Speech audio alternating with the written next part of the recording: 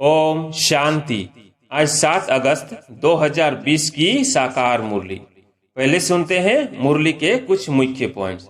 आज बाबा ने कहा, कोई अनाज आदि का धंधा करते हैं तो बुद्धि में सारा दिन वही रहता है। तुम्हारा धंधा है रचना के आदि मध्य अंत को जानना और किसको मुक्ति जीवन मुक्ति का रास्ता बताना। जो इस धर्म के होंगे वो निकल आएंगे। फिर आगे बाबा ने कहा, तुम किसको भी समझाओ तो हमेशा याद अक्षर बोलो, योग अक्षर रॉन्ग है। फिर बाबा ने कहा, विनाश के समय नेचुरल कैलेमिटीज भी आती है। विनाश तो होना ही है। कलयुग के बाद फिर सतयुग होगा। इतने सब शरीरों का विनाश तो होना ही है। सब कुछ प्रैक्टिकल में चाहिए ना। सिर्फ आंख खोलने से थोड़ी हो सकता। जब स्वर्ग गुम होता है तो उस समय भी अर्थक्वेक आदि होती है। और लास्ट में बाबा ने कहा, गंधर्वी विवाह किया यह कोई खुशी की बात नहीं, यह तो कमजोरी है। अब मुरली सुनते हैं विस्तार से। मीठे बच्चे, सीमत पर चल, सबको मुक्ति जीवन मुक्ति पाने का रास्ता बताओ। सारा दिन यही धंधा करते रहो। प्रश्न, बाप ने कौन सी सूक्ष्म बातें सुनाई हैं जो बहुत समझने की है? उत्तर, सतयुग अमरलोक है। वहां आत्मा एक चोला बदल दूसरा लेती है, लेकिन मृत्यु का नाम नहीं, इसलिए उसे मृत्यु लोक नहीं कहा जाता। दूसरा, शिव बाबा की बेहद रचना है। ब्रह्मा की रचना। इस समय सिर्फ तुम ब्राह्मण हो। त्रिमूर्ति शिव कहेंगे, त्रिमूर्ति ब्रह्मा ने। यह सब बहुत सूक्ष्म बातें बाप ने सुनाई है। ऐसी ऐसी बातों पर विचार कर बुद्धि के लिए स्वयं ही भोजन तैयार करना है। ओम शांति। त्रिमूर्ति शिव भगवानुवाच। अब वो लोग त्रिमूर्ति ब्रह्मा कहते हैं। बाप कहते हैं त्रिमूर्ति शिव भगवानुवाच। त्रिमूर्ति ब्रह्मा भगवानुवाच नहीं कहते। तुम त्रिमूर्ति शिव भगवानुवाच कह सकते हो। वो लोग तो शिव शंकर का मिला देते हैं। यह तो सीधा है। त्रिमूर्ति ब्रह्मा के बदले त्रिमूर्ति शिव भगवानुवाच। मनुष्य तो कह देते शंकर आंख खोलते हैं तो विनाश हो जाता है। यह सब बुद्धि से काम लिया जाता है। 3 का ही मुख्य पाठ है। ब्रह्मा और विष्णु का तो बड़ा पाठ है 84 जन्मों का। विष्णु का और प्रजापिता ब्रह्मा का अर्थ भी समझा है। पाठ है इन 3 का। ब्रह्मा का तो नाम गाया हुआ है, आदि देव एडम। प्रजापिता का मंदिर भी है। यह विष्णु का अथवा कृष्ण का अंतिम 84वां जन्म, जिसका नाम ब्रह्मा रखा है। सिद्ध तो करना ही है, ब्रह्मा और विष्णु। अब ब्रह्मा को तो अडॉप्टेड कहेंगे। ये दोनों बच्चे हैं शिव के। वास्तव में बच्चा एक है। हिसाब करेंगे तो ब्रह्मा है शिव का बच्चा। बाप और दादा विष्णु का नाम ही नहीं आता। प्रजापिता ब्रह्मा द्वारा शिव बाबा स्थापना कर रहे हैं। विष्णु द्वारा स्थापना नहीं कराते। शिव के भी बच्चे हैं, ब्रह्मा के भी बच्चे हैं। विष्णु के बच्चे नहीं कह सकते। न लक्ष्मी नारायण को ही बहुत बच्चे हो सकते हैं। यह है बुद्धि के लिए भोजन। आप ही भोजन बनाना चाहिए। सबसे जास्ती पाठ कहेंगे विष्णु का। 84 जन्मों का विराट रूप भी विष्णु का दिखाते हैं, न कि ब्रह्मा का विराट रूप विष्णु का ही बनाते हैं। क्योंकि पहले पहले प्रजापिता ब्रह्मा का नाम धरते हैं। ब्रह्मा का तो बहुत थोड़ा पाठ है, इसलिए विराट रूप विष्णु का दिखाते हैं। चतुर्भुज भी विष्णु का बना देते हैं। वास्तव में यह अलंकार तो तुम्हारे हैं। यह भी बड़ी समझने की बातें हैं। कोई मनुष्य समझा न सके। बाप नए नए तरीके से समझाते रहते हैं। बाप कहते हैं त्रिमूर्ति शिव भगवानुवाच राइट है ना। विष्णु ब्रह्मा और शिव, इसमें भी प्रजापिता ब्रह्मा ही बच्चा है। विष्णु को बच्चा नहीं कहेंगे, परंतु रचना तो ब्रह्मा की होगी ना, जो फिर भिन्न नाम रूप लेती है। मुख्य पाठ तो उनका है। ब्रह्मा का पाठ भी बहुत थोड़ा है इस समय का। विष्णु का कितना समय राज्य है। सारे झाड़ का बीज रूप है शिव बाबा। उनकी रचना को शालिग्राम कहेंगे। ब्रह्मा की रचना को ब्राह्मण ब्राह्मणियां कहेंगे। अब जितनी शिव की रचना है उतनी ब्रह्मा की नहीं। शिव की रचना तो बहुत है। सभी आत्माएं उनकी औलाद हैं। ब्रह्मा की रचना तो सिर्फ तुम ब्राह्मण ही बनते हो। हद में आ गए ना। शिव बाबा की है बेहद की रचना। सभी आत्माएं बेहद की आत्माओं का कल्याण करते हैं। ब्रह्मा द्वारा स्वर्ग की स्थापना करते हैं। तुम ब्राह्मण ही जाकर स्वर्गवासी बनेंगे, और तो कोई को स्वर्गवासी नहीं कहेंगे। निर्वाणवासी अथवा शांतिधाम वासी तो सब बनते हैं। सबसे उच्च सर्विस शिव बाबा की होती है। सभी आत्माओं को ले जाते हैं। सभी का पाठ अलग अलग है। शिव बाबा भी कहते हैं मेरा पाठ अलग है। सबका हिसाब किताब चुकतू कराए तुमको पतित से पावन बनाए ले जाता हूं। तुम यहां मेहनत कर रहे हो पावन बनने के लिए। दूसरे सब क्यामत के समय हिसाब किताब चुकतू कर जाएंगे, फिर मुक्ति धाम में बैठे रहेंगे। सृष्टि का चक्र तो फिरना है। तुम बच्चे ब्रह्मा द्वारा ब्राह्मण बन फिर देवता बन जाते हो। तुम ब्राह्मण श्रीमत पर सेवा करते हो, सिर्फ मनुष्यों को रास्ता बताते हो। मुक्ति और जीवन मुक्ति को पाना है तो ऐसे पा सकते हो। दोनों चाबी हाथ में है। यह भी जानते हो कौन कौन मुक्ति में, कौन कौन जीवन मुक्ति में जाएंगे। तुम्हारा सारा दिन यही धंधा है।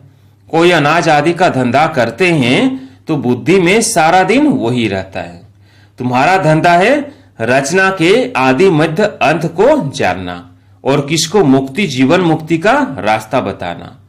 जो इस धर्म के होंगे वो निकल आएंगे। ऐसे बहुत धर्म के हैं जो बदल नहीं सकते। जैसे इंग्लो क्रिश्चियन काले होते हैं, रूप तो नहीं बदलता है, सिर्फ ऐसे बदल देंगे। ऐसे नहीं कि फीचर्स बदल जाते हैं, सिर्फ धर्म को मान लेते हैं। कई बौद्ध धर्म को मानते हैं, क्योंकि देवी देवता धर्म तो प्राय लोप है ना। एक भी ऐसा नहीं जो कहे हम आदि सनातन देवी देवता धर्म के हैं। देवताओं के चित्र काम में आते हैं। आत्मा तो अविनाशी है, वह कभी मरती नहीं। एक शरीर छोड़ फिर दूसरा लेकर पाठ बजाती है। उनको मृत्यु लोक नहीं कहा जाता, वो है ही अमर लोक। चोला सिर्फ बदलती है। यह बातें बड़ी सूक्ष्म समझने की है। मुट्टा अर्थात थोक नहीं है। जैसे शादी होती है तो किनको रोजगारी किनको मुट्टा देते हैं। कोई सब दिखा कर देते हैं, कोई बंद पेटी ही देते हैं। किस्म किस्म के होते हैं। तुमको तो वर्षा मिलता है मुट्टा, क्योंकि तुम सब राइट्स हो। बाप है ब्राइड ग्रूम। तुम बच्चों को श्रृंगार कर विश्व की बादशाही मुट्टे में देते हैं। विश्व का मालिक तुम बनते हो। मुख्य बात है याद की।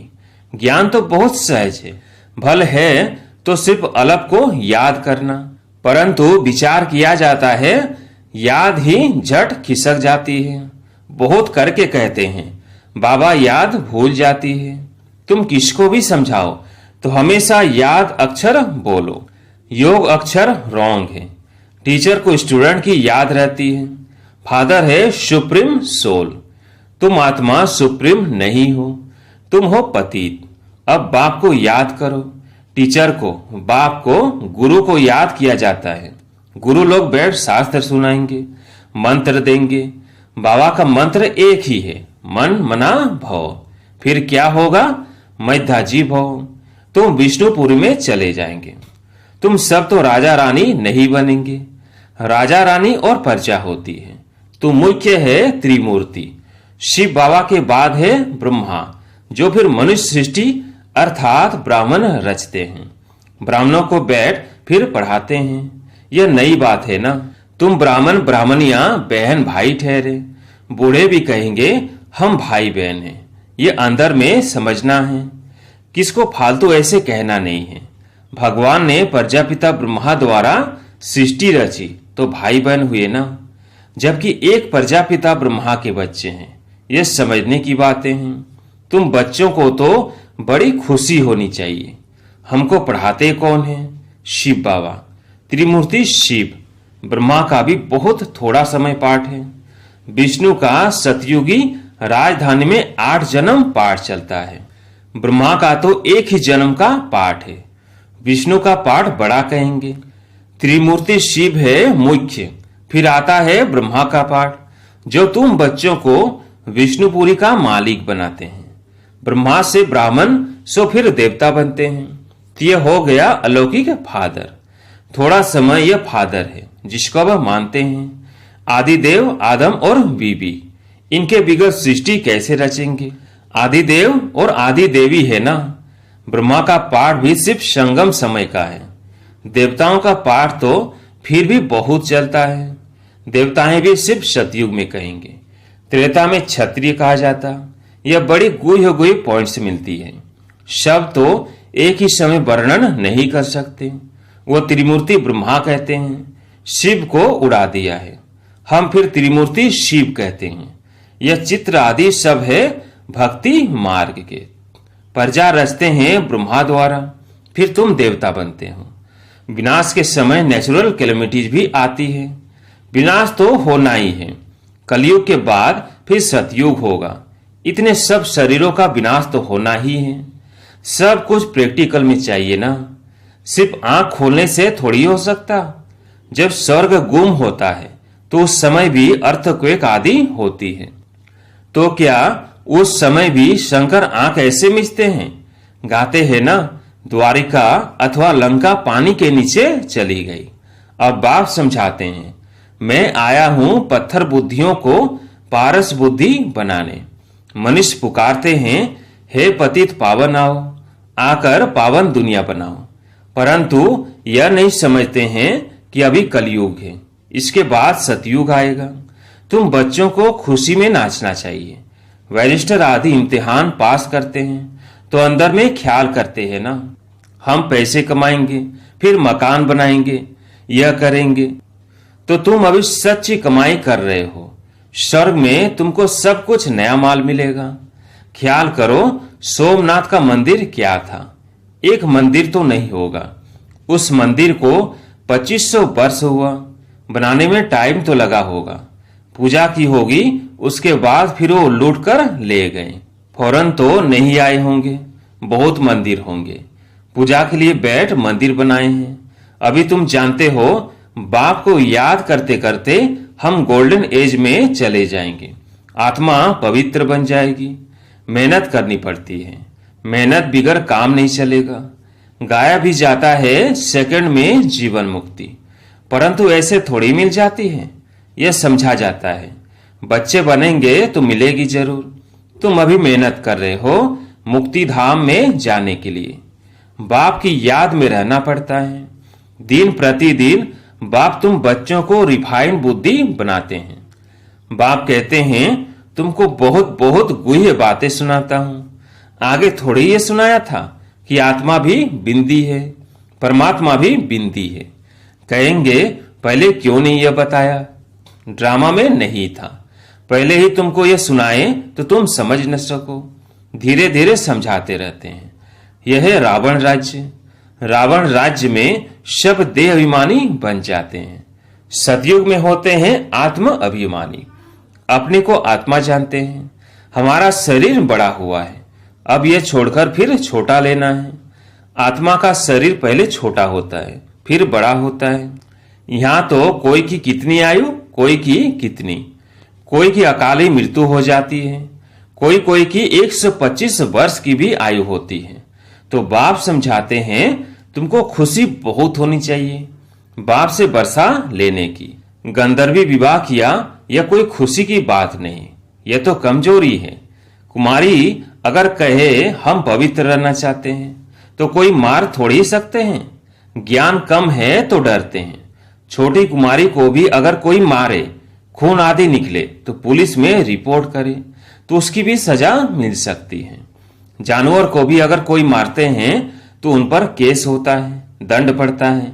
तुम बच्चों को भी मार नहीं सकते, कुमार को भी मार नहीं सकते। वह तो अपना कमा सकते हैं, शरीर निर्वाह कर सकते हैं। पेट कोई जास्ती नहीं खाता है। एक मनुष्य का पेट 4 से 5 रुपया, एक मनुष्य का पेट 400 से 500 रुपया। पैसा बहुत है तो हवच हो जाती है। गरीबों को पैसे ही नहीं तो हवच भी नहीं, वो सूखी रोटी में ही खुश होते हैं। बच्चों को जास्ती खान पान के हंगामे में भी नहीं जाना चाहिए। तुम जानते हो वहां हमें क्या नहीं मिलेगा। बेहद की बादशाही, बेहद का सुख मिलता है। वहां कोई बीमारी आदि होती नहीं। हेल्थ, वेल्थ, हैप्पीनेस सब रहता है। बुढ़ापा भी वहां बहुत अच्छा रहता, खुशी रहती है, कोई प्रकार की तकलीफ नहीं रहती है। प्रजा भी ऐसे बनती है, परंतु ऐसे भी नहीं। अच्छा, प्रजा तो प्रजा ही सही, फिर तो ऐसे होंगे जैसे यहाँ के भील। सूर्यवंशी लक्ष्मी नारायण बनना है तो फिर इतना पुरुषार्थ करना चाहिए। अच्छा, मीठे मीठे सिकिलधे बच्चों प्रति माता पिता बाप दादा का याद प्यार और गुड मॉर्निंग। रूहानी बाप की रूहानी बच्चों को नमस्ते। हम रूहानी बच्चों की रूहानी बाप दादा को याद प्यार गुड मॉर्निंग, नमस्ते नमस्ते। धारणा के लिए मुख्य सार। पहला, हम ब्रह्मा की नई रचना, आपस में भाई बहन हैं, यह अंदर समझना है। किसी को कहने की दरकार नहीं।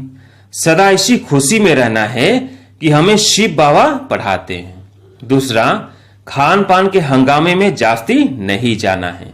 हवज अर्थात लालच छोड़ बेहद बादशाही के सुखों को याद करना है। आज प्यारे मीठे बाबा का वरदान है, माया के संबंधों को डाइवर्स दे।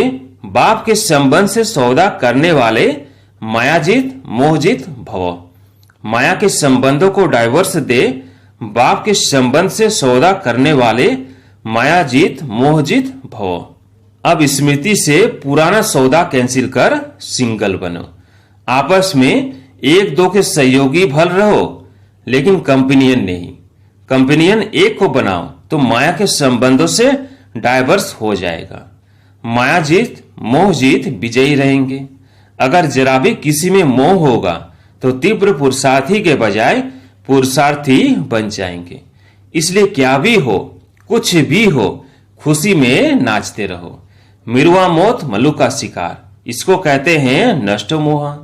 ऐसा नष्ट मोहा रहने वाले ही विजय माला के दाने बनते हैं। स्लोगन, सत्यता की विशेषता से डायमंड की चमक को बढ़ाओ। अच्छा, ओम शांति।